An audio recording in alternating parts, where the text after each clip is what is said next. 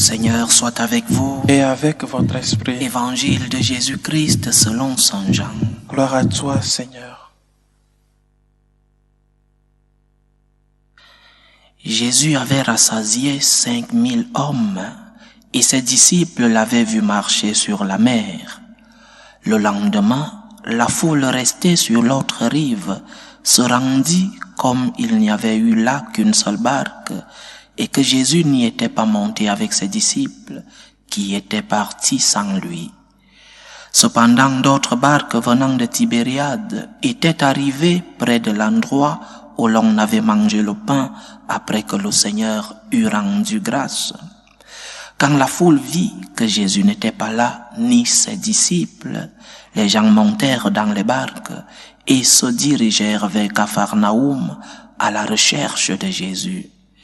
L'ayant trouvé sur l'autre rive, ils lui dirent, « Rabbi, quand es-tu arrivé ici ?»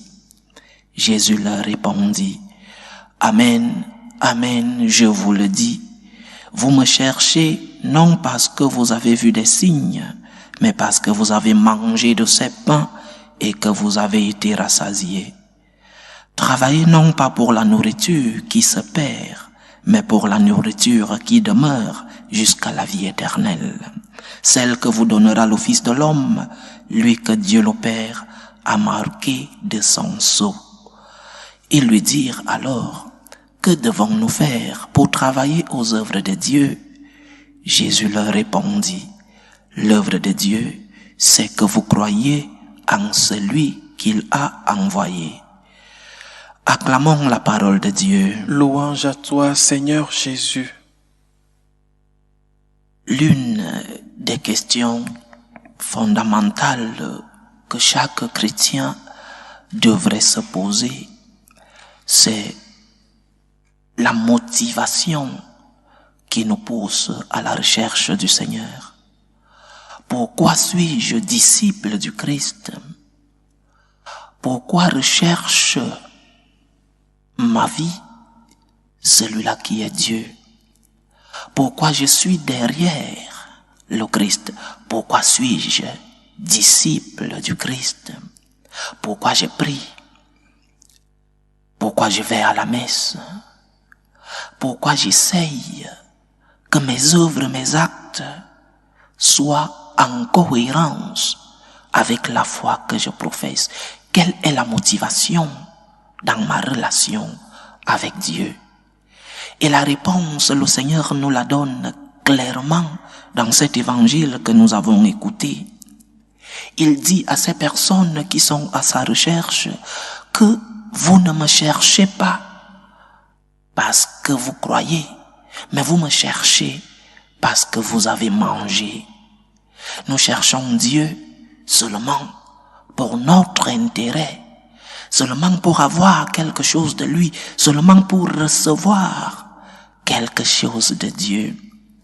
Pas parce que nous avons un cœur plein de gratitude, pas parce que nous avons cette motivation de retour, la gratitude.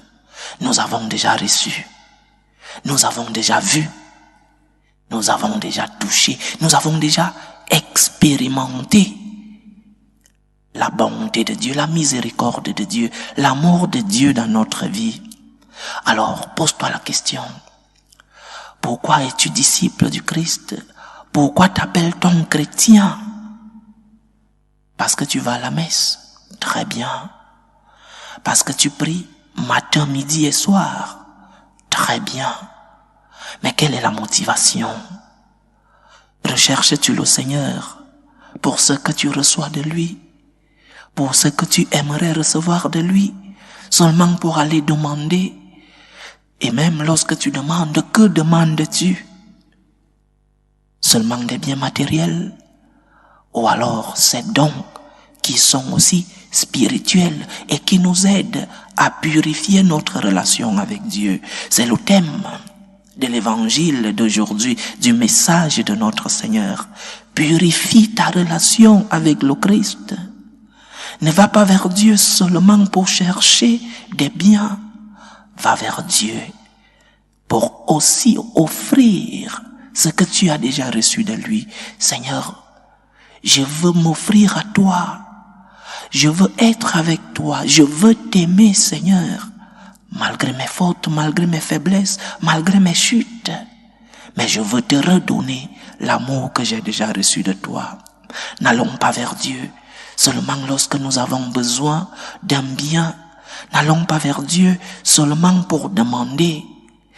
Ne recherchons pas seulement les miracles de Dieu. Recherchons le Dieu des miracles. Recherchons ce Dieu qui vient avec tout ce qu'il est et tout ce qu'il a et qui nous remplira des biens dont nous avons besoin dans notre vie. Purifie ta motivation. Purifie cette motivation dans ta relation avec Dieu. Si tu vas vers Dieu seulement pour recevoir, seulement à la recherche d'un intérêt, alors tu es en train de traiter Dieu comme un esclave. Tu es en train de traiter Dieu comme celui-là avec qui tu vas seulement parce que tu es dans le besoin. Cherche le Dieu des miracles. Cesse de chercher seulement le miracle de Dieu. Cherche ce Dieu qui t'a rempli d'amour et à qui tu dois beaucoup d'amour. Parce que aimer Dieu pour le chrétien est un devoir.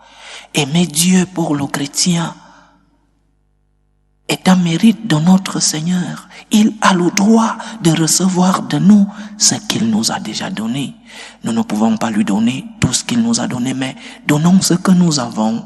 Allons vers Dieu pour lui offrir tout ce que nous sommes et tout ce que nous avons. N'allons pas vers ce Dieu si amour, seulement à la recherche de l'intérêt. Allons vers lui pour lui dire merci Seigneur.